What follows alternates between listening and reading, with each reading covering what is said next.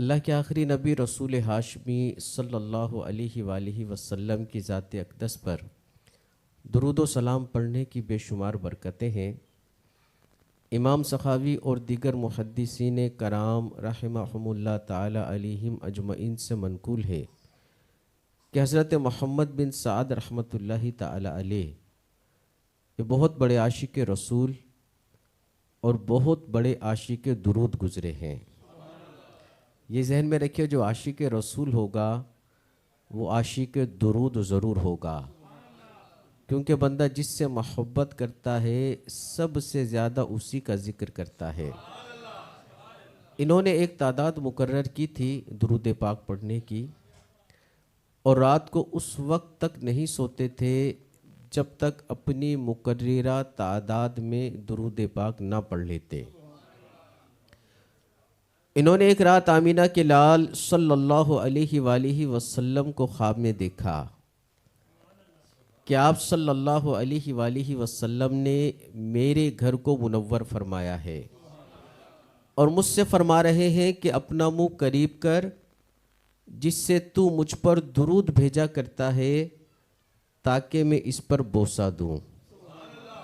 فرماتے ہیں کہ مجھے بڑی شرم آئی کہ میں اپنا منہ سرکار صلی اللہ علیہ وآلہ وسلم کے دہن مبارک کے قریب کیسے کروں، لیکن پیارے آقا صلی اللہ علیہ وآلہ وسلم کا حکم تھا، پس میں اپنا رخسار یعنی گال آپ صلی اللہ علیہ وآلہ وسلم کے منہ مبارک کے قریب لے گیا تو پیارے آقا علیہ الصلاۃ والسلام نے میرے رخسار پر بوسہ دیا۔ فرماتے ہیں کہ جب میری آنکھ کھلی تو میرا سارا گھر مشک کی خوشبو سے مہک رہا تھا اور 8 یوم تک معطر رہا، اور میرے رخسار سے بھی 8 روز تک خوشبو آتی رہی۔ امام اہل سنت امام احمد رضا خان علیہ رحمۃ الرحمن فرماتے ہیں، عنبر زمیں عبیر ہوا مشک تر غبار، عنبر زمیں عبیر ہوا مشک تر غبار، ادنا سی یہ شناخت تیری رہ گزر کی ہے۔ یہ ہمارے آقا علیہ الصلاۃ والسلام کا وصف ہے کہ آپ صلی اللہ علیہ وآلہ وسلم جن راستوں سے گزر جاتے ہیں وہ راستے وہ گلیاں مہک جایا کرتی ہیں۔ صحابہ کرام علیہم رضوان فرماتے ہیں کہ جب ہمیں اپنے پیارے آقا علیہ الصلاۃ والسلام کو تلاش کرنا ہوتا تو انداز کیا تھا؟ فرماتے ہم مدینے کی گلیوں میں گھومنا شروع کر دیتے ہیں، اور جہاں جہاں سے خوشبو آتی ان راستوں پر چلتے جاتے اور اپنے آقا علیہ الصلاۃ والسلام کو تلاش کر لیا کرتے تھے، کیونکہ میرے آقا علیہ الصلاۃ والسلام کا جسم مبارک بھی معطر و معنبر رہتا تھا، میرے آقا علیہ الصلاۃ والسلام کا تو مبارک پسینہ بھی خوشبودار تھا۔ اور کیسا خوشبودار تھا، ایک مرتبہ ایک صحابی رضی اللہ تعالیٰ عنہ بارگاہ رسالت صلی اللہ علیہ وآلہ وسلم میں حاضر ہوتے ہیں، عرض کرتے ہیں کہ یا رسول اللہ صلی اللہ علیہ وآلہ وسلم، بیٹی کی شادی کرنی ہے، خوشبو نہیں ہے، خوشبو عطا فرما دیں۔ میرے آقا علیہ الصلاۃ والسلام نے ایک خالی شیشی منگوائی اور اس میں اپنا مبارک پسینہ ڈالنا شروع کر دیا۔ جب وہ شیشی بھر گئی تو اس صحابی رضی اللہ تعالیٰ عنہ کو دے کر فرمایا کہ بیٹی سے کہنا اس کو لگا لیا کرے۔ راوی فرماتے ہیں کہ جب اس صحابی کی بیٹی پیارے آقا علیہ الصلاۃ والسلام کا وہ مبارک پسینہ لگاتی تو تمام اہل مدینہ کو اس کی خوشبو پہنچ جاتی، حتیٰ کہ ان لوگوں کا گھر بیت المطیبین، خوشبوؤں والوں کا گھر ہی مشہور ہو گیا۔ اعلیٰ حضرت فرماتے ہیں انہی کی بو مایہ سمن ہے، انہی کی بو مایہ سمن ہے، انہی کا جلوہ چمن چمن ہے، انہی سے گلشن مہک رہے ہیں، انہی کی رنگت گلاب میں ہے۔ آئیے ہم سب بھی نیت کرتے ہیں کہ اپنے آقا صلی اللہ علیہ وآلہ وسلم کی ذات اقدس پر کثرت کے ساتھ درود پاک پڑھا کریں گے۔ یہ جو مبارک مہینہ ہے نا، کون سا مہینہ ہے؟ کون سا مہینہ ہے یہ؟ اور رمضان کے بارے میں ملتا ہے کہ جو رمضان میں ایک مرتبہ درود پڑھتا ہے اللہ رب العزت اسے 1,00,000 درود شریف پڑھنے کا ثواب عطا فرماتا ہے۔ تو نیت کرتے ہیں سب درود پاک کی کثرت کریں گے، رمضان میں بھی رمضان کے علاوہ بھی۔ رمضان میں خاص طور پر اہتمام کے ساتھ، ہم دیگر عبادات میں بھی اہتمام کرتے ہیں، نماز میں بھی، قرآن کی تلاوت میں بھی، صدقہ و خیرات میں بھی، اور تہجد پڑھنے میں بھی، ذکر اذکار میں بھی، تو درود میں بھی اہتمام ہونا چاہیے۔ اچھا، درود پاک پڑھیں گے تو ہمارے جسم کے ایک عضو کا بہت اچھا روزہ ہو جائے گا۔ جسم کے تمام اعضاء کا روزہ ہوتا ہے، آنکھوں کا بھی روزہ ہے، کان کا بھی روزہ ہے، زبان کا بھی روزہ ہے۔ ہم سمجھتے ہیں صرف وہ سحری کے وقت سے لے کر غروب آفتاب تک صرف بھوک سے بچے رہنے، یعنی کھانے پینے سے بچے رہنے کا نام روزہ ہے۔ یہ بھی ٹھیک ہے، لیکن اس کے ساتھ آنکھ کا بھی روزہ ہے، زبان کا بھی روزہ ہے، کان کا بھی روزہ ہے، پیٹ کا بھی روزہ ہے، ہاتھ کا بھی روزہ ہے، پاؤں کا بھی روزہ ہے، جسم کے ایک ایک عضو کا روزہ ہے کہ اپنے جسم کے ایک ایک عضو کو ہم نے گناہوں سے بچانا ہے۔ تو درود پاک پڑھیں گے تو انشاءاللہ ہماری زبان بہت سارے گناہوں سے محفوظ رہے گی۔ شوق و محبت کے ساتھ ایک مرتبہ بآواز بلند درود پاک پڑھ لیجئے۔ اللہم صلی علی سیدنا و مولانا محمد معدن الجود والکرم وآلہ وبارک وسلم۔ پیارے آقا صلی اللہ علیہ وآلہ وسلم نے ارشاد فرمایا، اسلام کی بنیاد 5 باتوں پر ہے، 5 چیزوں پر ہے۔ آج یہ 5 چیزیں ہم یاد کریں گے، ٹھیک ہے؟ بنیاد، آپ سمجھتے ہیں کہ جس بلڈنگ کی بنیاد مضبوط ہو تو بلڈنگ قائم رہتی ہے، اور اگر بنیاد ہی کمزور ہو جائے تو کسی بھی وقت بلڈنگ گر سکتی ہے، اس کا اعتماد نہیں کیا جا سکتا۔ اور اللہ ہم سب کی حفاظت فرمائے، اللہ تعالی ہم سب کو ناگہانی آفتوں سے محفوظ فرمائے، زلزلوں سے محفوظ فرمائے، وباؤں سے محفوظ فرمائے۔ سمجھانے کے لیے ایک بات ہے کہ جو بلڈنگ جس کی بنیاد جتنی مضبوط ہوتی ہے، وہ بلڈنگ اتنی ہی زیادہ مضبوط رہتی ہے، دیر پا رہتی ہے۔ اسلام کی بنیاد 5 باتوں پر ارشاد فرمائی۔ اب انشاءاللہ ہم وہ 5 باتیں یاد کریں گے، ٹھیک ہے؟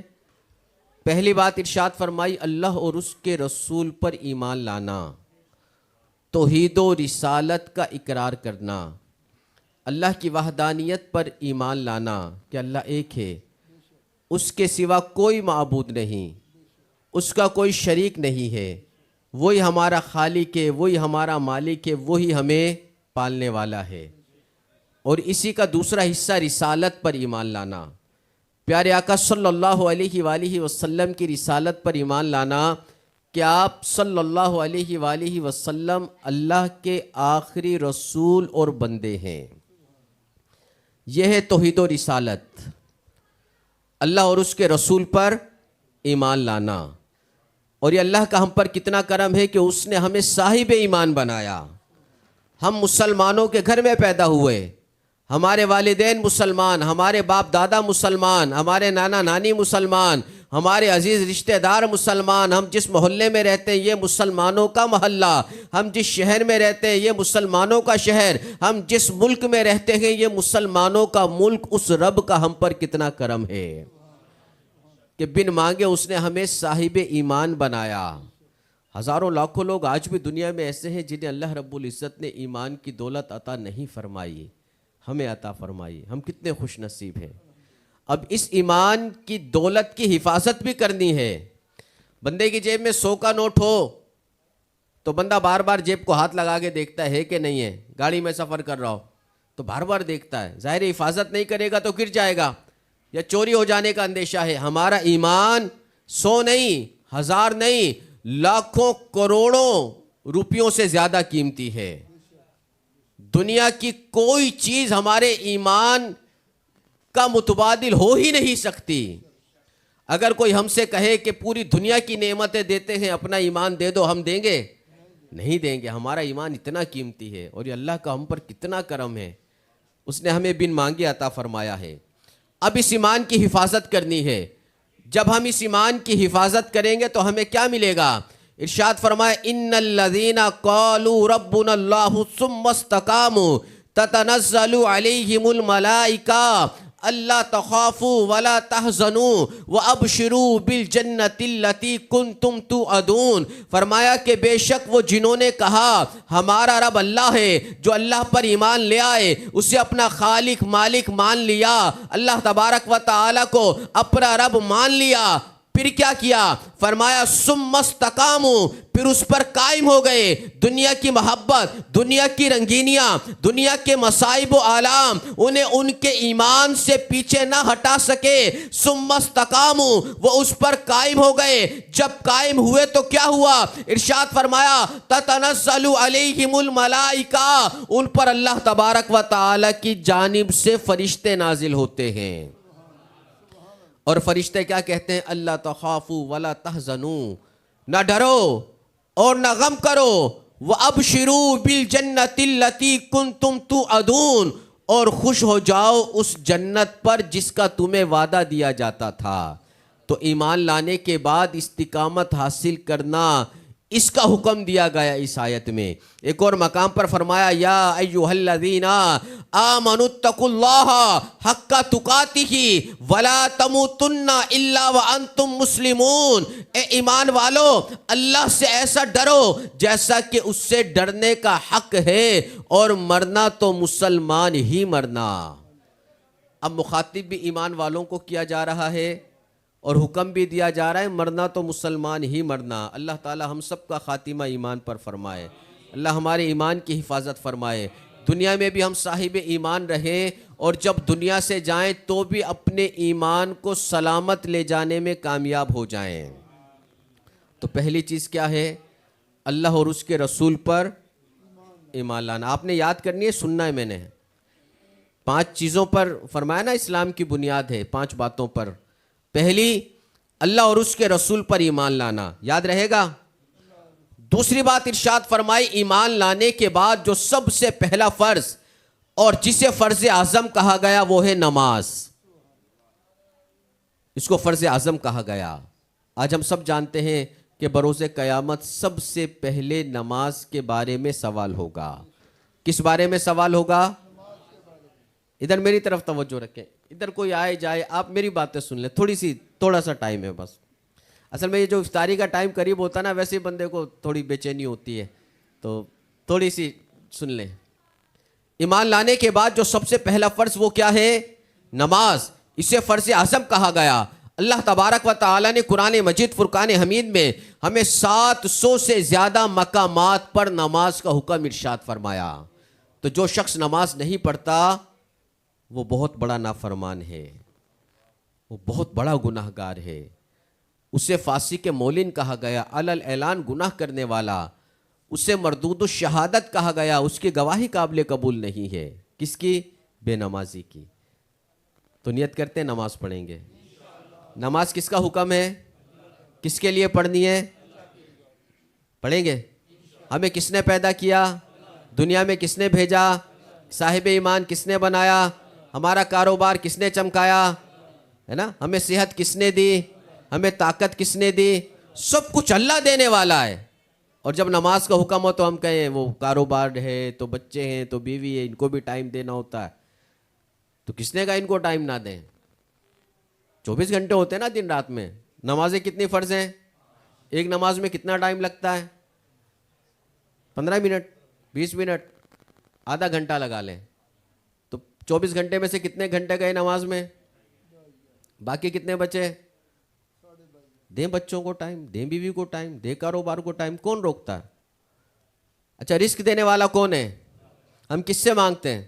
ہم دکان پہ بیٹھے رہتے ہیں نماز کے وقت میں، ہم کہتے ہیں کاروبار خراب ہو جائے گا، نماز کے لیے گئے تو جب نماز نہیں پڑھ رہے، اس کو ناراض کر رہے ہیں، اس کی نافرمانی کر رہے ہیں، وہ پھر بھی روزی دے رہا ہے۔ جب نماز پڑھیں گے، اس کی فرما برداری کریں گے، اس کی عبادت کریں گے، اس کا کہا مانیں گے، پھر روزی نہیں دے گا؟ دے گا، غیب سے دے گا، بابرکت دے گا۔ تو آئیے آج نیت کرتے ہیں نماز کی پابندی کریں گے۔ کتنی باتیں ہو گئیں؟ 2۔ پہلی بات اللہ اور اس کے رسول پر ایمان لانا، دوسری نماز، تیسری رمضان کے روزے۔ آج ایک تعداد ہے ہم میں سے جو اچھی بھلی صحت مند ہونے کے باوجود روزے نہیں رکھتے۔ رمضان کے روزے ہم پر فرض کیے گئے، پورے ماہ رمضان کے روزے ہر جو ہے عاقل بالغ پر نماز کے روزے، یہ رمضان کے روزے فرض کیے گئے. تو جو نہیں رمضان کے روزے رکھتا وہ بہت بڑا گناہ گار ہوتا ہے. تو نیت کرتے ہیں روزے رکھیں گے، پورے روزے رکھیں گے. رمضان کیا ہے؟ میرے آقا صلی اللہ علیہ وآلہ وسلم نے ارشاد فرمایا اگر میری امت کو یہ معلوم ہو جائے کہ رمضان کیا ہے تو تمنا کرے کہ کاش پورا سال رمضان ہی ہو. نفل کا ثواب فرض کے برابر، فرض کا ثواب 70 گنا بڑھا دیا جاتا ہے. جو رمضان میں ایک مرتبہ سبحان اللہ کہتا ہے اسے 1,00,000 مرتبہ سبحان اللہ کا ثواب عطا کیا جاتا ہے. جو رمضان میں ایک مرتبہ درود پڑھے اسے 1,00,000 درود شریف کا ثواب عطا کیا جاتا ہے. اچھا بعض لوگ کہتے ہیں جی وہ ہم روزے رکھتے ہیں تو بیمار ہو جاتے ہیں، ہے نا. صحت مند لوگ روزے نہیں رکھتے، اچھے بھلے جوان لوگ روزے نہیں رکھتے. اور شوگر والوں نے تو خواہ مخواہ بہانہ بنایا ہوا ہے کہ شوگر والے کو روزہ معاف ہے. حالانکہ روزہ رکھنے سے شوگر کنٹرول ہوتی ہے، صحت اچھی ہوتی ہے. بیمار کیوں ہوتے ہیں ہم؟ روزہ رکھنے سے تھوڑی ہوتے ہیں بیمار. بیمار ہوتے ہیں ہم سحری میں خوب ڈٹ کر کھانے سے. پراٹھے کھائیں گے یا دیسی گھی کی روٹیاں کھائیں گے، اچھا وہ فینیاں بھی کھائیں گے کولیسٹرول سے بھرپور، دہی بھی کھائیں گے، دودھ بھی پئیں گے کہ کہیں وہ دن میں بھوک نہ لگے. خوب کھا لو، خوب ڈٹ کر کھایا، سارا دن کھٹی ڈکاریں آتی ہیں. اب افطاری کا ٹائم آیا تو سموسے بھی کھانے ہیں، تو پکوڑے بھی کھانے ہیں، تو بریانی بھی کھانی ہے، تو شربت بھی پینا ہے، تو وہ قورمہ بھی کھانا ہے، تو یہ ڈش بھی، تو وہ ڈش بھی، تو فروٹ بھی ہو تو فروٹ چاٹ بھی ہو. اتنا کچھ کھا لیا. اب میدا قبول کرتا ہے 1 کلو 2 کلو، ہم نے اس میں ڈالا 10 کلو. اب میدا تو ڈسٹرب ہوگا، اور جب میدا خراب ہوگا تو سارا جسم خراب ہوگا، کہیں نہ کہیں کوئی نہ کوئی بیماری پیدا ہو جائے گی. تو روزہ رکھنے سے بیمار نہیں ہوتے، کھانے پینے میں بے احتیاطیوں سے بیمار ہوتے ہیں. افطاری بھی کر لی، پھر تراویح پڑھی، تراویح کے بعد پھر کچھ نہ کچھ کھا رہے ہیں کہ کمزوری نہ ہو جائے. تو روزہ رکھنے سے کوئی بیمار نہیں ہوتا، روزے سے صحت ملتی ہے. میرے آقا صلی اللہ علیہ وآلہ وسلم نے ارشاد فرمایا روزہ رکھو صحت یاب ہو جاؤ گے. رکھیں گے روزہ؟ یکم رمضان پتہ ہے آج کس کا یوم ولادت ہے؟ آج 11ویں والے پیر کا یوم ولادت ہے. اور جس دن آپ پیدا ہوئے یکم رمضان تھا، صبح صادق کے وقت آپ پیدا ہوئے، سارا دن آپ نے اپنی والدہ کا دودھ نوش نہ فرمایا. غروب آفتاب کے بعد اپنی والدہ کا دودھ پیا. پورا رمضان آپ کا یہی معمول رہا. تو جن کے ہم مرید ہیں، جو ہمارے پیر ہیں 11ویں والے، جن کی 11ویں مناتے ہیں، وہ تو پیدا ہوتے ہی روزہ رکھ رہے ہیں، جبکہ روزہ فرض نہیں ہے. اور ہم پر فرض ہو گیا، ہم پھر بھی نہیں رکھ رہے. تو نیت کرتے ہیں روزہ رکھیں گے، سارے رکھیں گے، مہم چلائیں گے اس کی. گھر میں کوئی ایسا نہ ہو جس پہ روزہ فرض ہو اور وہ روزہ نہ رکھے. بڑے بیٹے میں ان سے عرض کروں گا، گھر میں مہم چلائیں اس کی. بزرگ بیٹھے ہیں، حافظ صاحب بھی بیٹھے ہیں، 20-25 سال پیچھے چلے جائیں نا تو گھر میں کوئی ایسا نہیں ملتا تھا جس کا روزہ نہ ہو. اور آج ڈھونڈنا پڑتا ہے کسی کا روزہ ہے کہ نہیں ہے گھر میں. یہ حالات ہو گئے. کتنی باتیں ہو گئی جس پر اسلام کی بنیاد ہے؟ 3. پہلی کیا ہے؟ اللہ اور اس کے رسول پر ایمان لانا. دوسری نماز. تیسری روزہ. چوتھی زکوٰۃ ادا کرنا. اب زکوٰۃ کے نام پہ تو پتہ نہیں کیوں پریشان ہو جاتے ہیں. حالانکہ زکوٰۃ یہ ہم پر فرض کی گئی، اور زکوٰۃ ادا کرنے سے مال کی حفاظت بھی ہوتی ہے، مال بڑھتا بھی ہے. میرے آقا صلی اللہ علیہ وآلہ وسلم نے ارشاد فرمایا زکوٰۃ دے کر اپنے مالوں کو مضبوط قلعوں میں کر لو کہ تمہارے مال ایسے محفوظ ہو جائیں گے جیسے مضبوط قلعے میں کسی چیز کو محفوظ کر دیا جاتا ہے. یہ جو بیماریوں میں پیسہ جاتا ہے، چوری میں جاتا ہے، دکان جل گئی، ڈکیتی ہو گئی، موٹر سائیکل چھن گئی، وہ ایکسیڈنٹ ہوا، کئی ماہ سے ہاسپٹل میں پڑا ہے، لاکھوں لگ گئے، ناجائز مقدمے بازی میں پھنسا، کئی لاکھ لگ گئے. یہ کس وجہ سے ہوتا ہے؟ یہ زکوٰۃ نہ دینے کی وجہ سے ہوتا ہے. میرے آقا صلی اللہ علیہ وآلہ وسلم نے ارشاد فرمایا زکوٰۃ دے کر اپنے مالوں کو مضبوط قلعوں میں کر لو. اور جو پریشانی آئی یہ کس وجہ سے آئی؟ ارشاد فرمایا کہ خشکی اور تری میں جو بھی مال ضائع ہوتا ہے زکوٰۃ نہ دینے کی وجہ سے ہوتا ہے. تو نیت کرتے ہیں سب انشاءاللہ زکوٰۃ ادا کریں گے. پوری ادا کریں گے. اچھا مال کم ہوگا زکوٰۃ دینے سے بڑھے گا؟ کتنا بڑھے گا؟ 1 کے بدلے 70، 10 بھی سنتے ہیں 70 بھی سنتے ہیں. آئیے میں آپ کو قرآن کی آیت سناتا ہوں جس میں نہ 10 ہے نہ 70 ہے، کئی 100 گنا ہے. ارشاد فرمایا ان کی مثال جو اپنے مال اللہ کی راہ میں خرچ کرتے ہیں. ادھر توجہ رکھیں آپ کا ایمان تازہ ہوگا. فرمایا ان کی مثال جو اپنے مال اللہ کی راہ میں خرچ کرتے ہیں، یہاں زکوٰۃ مراد ہے. فرمایا اس دانے کی طرح جس نے اگائیں 7 بالیں. ایک دانہ ڈالا، اس نے اگائیں 7 بالیں. کن کی مثال دی جا رہی ہے؟ جو اپنے مال اللہ کی راہ میں خرچ کرتے ہیں، اس دانے کی طرح جس نے اگائیں 7 بالیں، ہر بال میں 100 دانے. 1 کے بدلے کتنے ملے؟ 700. یہاں بھی بات ختم نہ ہوئی. پھر فرمایا واللہ یضاعف لمن یشاء، اللہ جس کے لیے چاہے جتنا چاہے بڑھا دے. تو وہ ہزاروں لاکھوں گنا بھی دینے پر قادر ہے. تو زکوٰۃ دیں گے سارے؟ پورا حساب کر کے دیں گے. ٹھیک ہے. 5ویں چیز جو بیان کی گئی جس پر اسلام کی بنیاد ہے وہ ہے حج ادا کرنا. تو جس پر حج فرض ہو گیا، آج کل درخواستیں بھری جا رہی ہیں اور غالباً 30 مارچ تک اس کی درخواستیں بھری جائیں گی. جس پر حج فرض ہو گیا اسے چاہیے کہ حج ادا کرے، اسی سال حج ادا کرے. میرے والد نے نہیں کیا، میں بھی نہیں کروں گا، ہے نا. بچوں کی شادیاں ہو جائیں، پہلے ان کو کاروبار کروا دیں، ان کو گھر علیحدہ بنوا دیں، پھر حج کریں گے. تو یاد رکھیے جس پر جس سال حج فرض ہو گیا اسی سال اس کو حج کرنا ہوگا. میرے آقا صلی اللہ علیہ وآلہ وسلم نے ارشاد فرمایا کہ کسی پر جس پر حج فرض ہوا، کوئی معنی شرعی نہیں ہے، کوئی شرعی رکاوٹ نہیں ہے، پھر بھی وہ حج نہ کرے، تو فرمایا چاہے یہودی ہو کر مرے چاہے نصرانی ہو کر مرے، کہ ڈر ہے کہ کہیں اس کا ایمان برباد نہ کر دیا جائے. تو اسلام کی بنیاد 5 باتوں پر ہے. نیت کرتے ہیں 5 پر عمل کریں گے انشاءاللہ.